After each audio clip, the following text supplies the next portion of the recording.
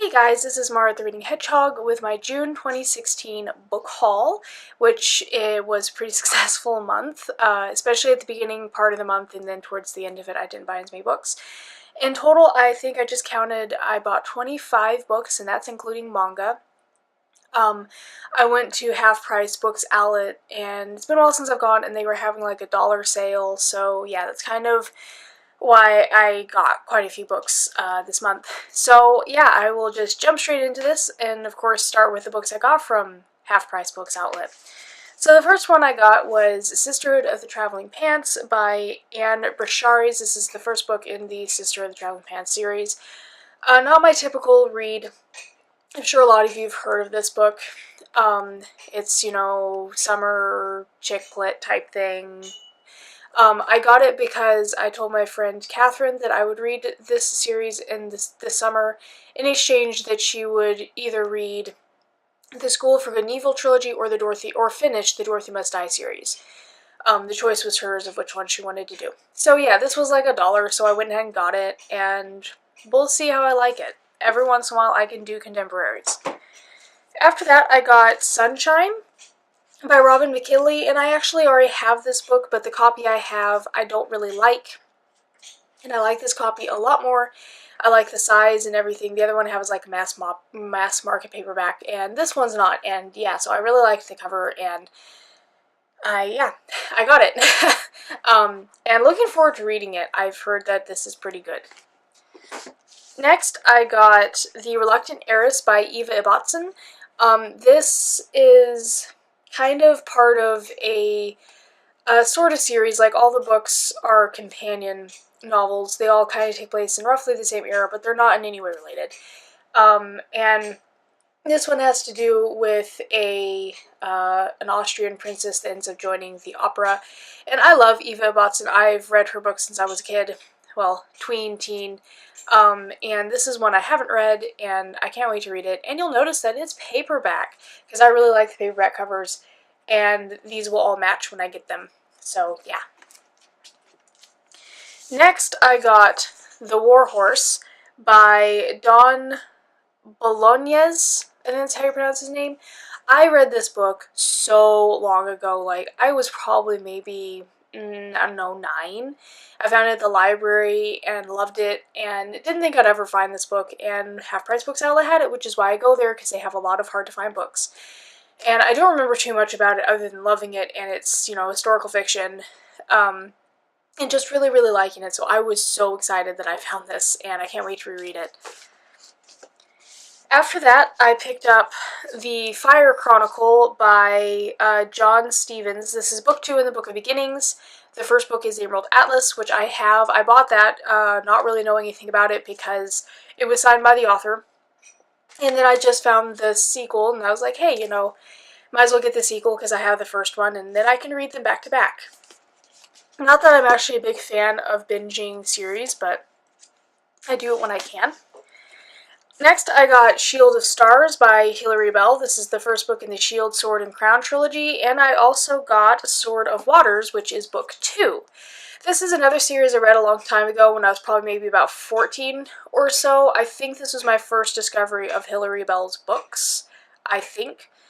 She is a semi-well-known author, has written a lot of really good fantasy series, and this one I remember loving. So I was really excited I found these, and hopefully I can find the third one and then reread this trilogy. After that, I got Gregor and the Curse of the Warmbloods by Suzanne Collins. This is the third book in the Gregor the Overlander series. I've been collecting these slowly. A friend of mine, Brianna, loves this series so much. And she's been encouraging me to collect them. And I think I've got the first book and the last book in hardcover, and now I've got the third book in hardcover, and pretty soon I'll be able to read this entire series. And I can't believe I'm finding these in hardcover, because it's kind of hard. After that, I got Blood Fever by Charlie Higson. This is the second book in the Young Bond series. I read the first book, Silverfin, again, a long time ago, maybe I was about 13 or 14. I don't really remember what I thought of it. I think I kind of liked it, but it was meh, because it was James Bond. But I do remember it being kind of in the vein of Alex Rider, in a sense. I mean, you got spies and stuff. And I've been finding these books for about $1 to $2, so I've been collecting them, and I do look forward to reading this series because it's ridiculous and silly and a fun, quick summer adventure, so yeah. Next, I got The Inquisitor's Apprentice by Chris Moriarty. I want to say that this is a standalone. I remember when this came out. This is middle grade, I think. And it was been on my list since it came out, just never got around to reading it. And then I found this, almost pristine condition, for $1 and got it. And I want to say it's like historical fantasy. Takes place, I believe, in like the 20s, but I could be wrong. And is about this police task force that hunts down witches and stuff. The Inquisitor. Yeah, so it sounded really, really good, and I'm glad I found it, so now I can read it. And then finally, at Half Price Books, I got Labyrinth by Pearl North. I have never heard of this book before. I don't know when it was published. My friend Brianna had gone to Half Price Books outlet without me, like, I think 2 weeks before her and I went, and she found it. And she, sent me pictures telling me about it, and she's like, they had a second copy, I would have got it for you, but I wasn't sure if you wanted it. And I was like, that looks really weird and interesting. And so then her and I went, and they still had the second copy, so I went and got it, because we've been doing buddy reads, and we decided this would be a really good buddy read. From what I can remember the synopsis, this is kind of sci-fi, but I don't know. It sounds really, really weird, and I'm hoping that it's going to be one of those, just one of those, gems that not many people have heard of, not many people will have ever heard of, but it's really, really good. So, on top of Half Price Books Outlet, I did go to Barnes & Noble. I spent a day there. There was a young adult festival going on, so a friend and I went. And the festival was meh. It was the first time that Barnes & Noble's ever done anything like that, and it was pretty small and sad. But it was fun to go, and my friend and I spent hours and hours browsing, which we haven't been able to do for a while, so that was really fun.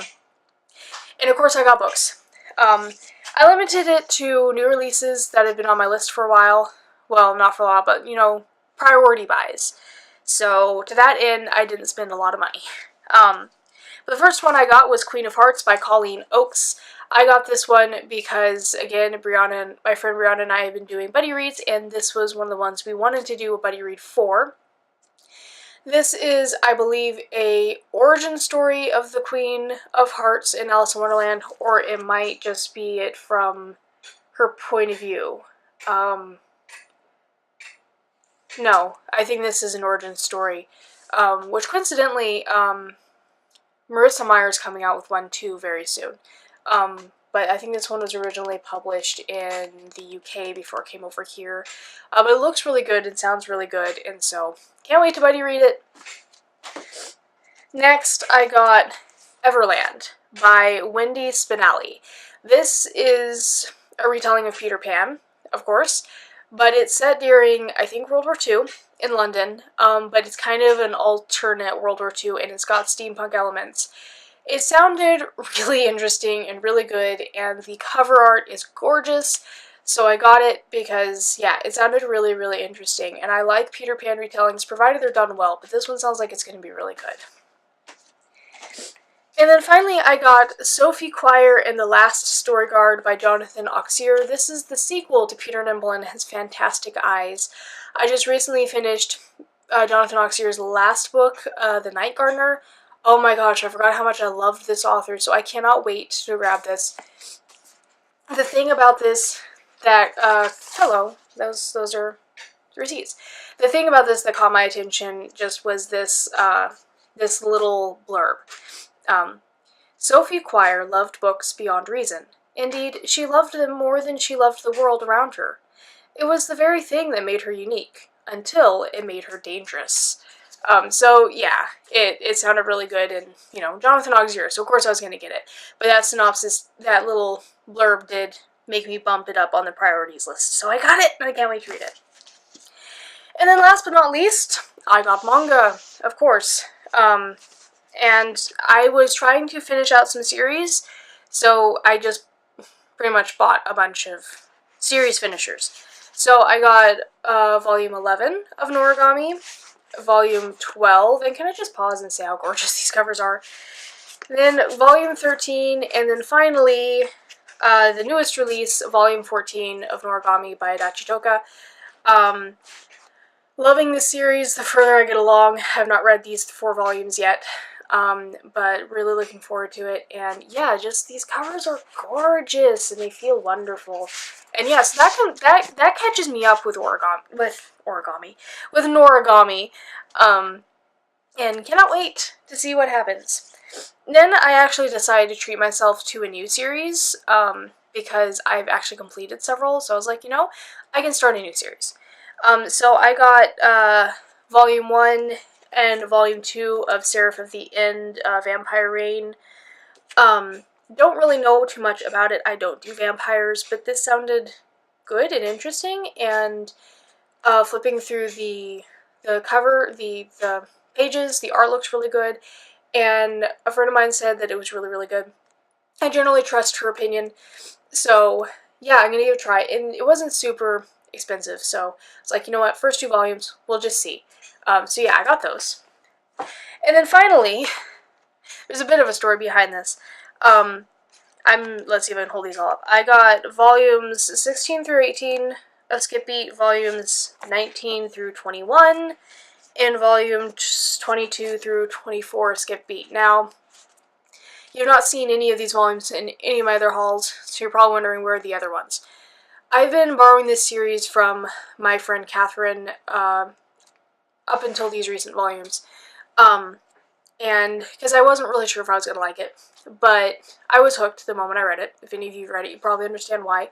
And the characters are just really good. The story is hysterical, but also very serious at times. It's just really good and really fun, and Kyoko is my spirit animal, I've decided. I'm not an actress like her, but her obsession with revenge and just many other things that she does, I'm like, oh my gosh, that is my spirit, essentially. That's my soul. That's the way I was as a kid and all that. So I reached a point in it where my friend didn't have the next few volumes, and she's like, I'll just buy them for you, but she's really slow at buying stuff. I'm sorry, Catherine, you are. And I couldn't wait. So I was at Barnes & Noble's like, they've got the next 3 bind-ups I need. I was like, I'll just get the next bind-up I need, but I was like, no. My friend Catherine kept hinting at something that happened in volume 24 that I must read, so I was like, you know what, I'm just gonna buy these up to volume 24, the bind-ups. So I did. And I'm really glad I did, and yes, now I need to finish buying the series. I need to go back and buy the first few bind-ups, and then I can continue on with it. And this is an amazing series. So yes, that is everything I got in June, and let me know if you've read any of these books or if you want to know more about them and stuff like that. And I will see you with my May and June wrap-up, because I'm going to combine them. And yeah, I will see you then. Bye.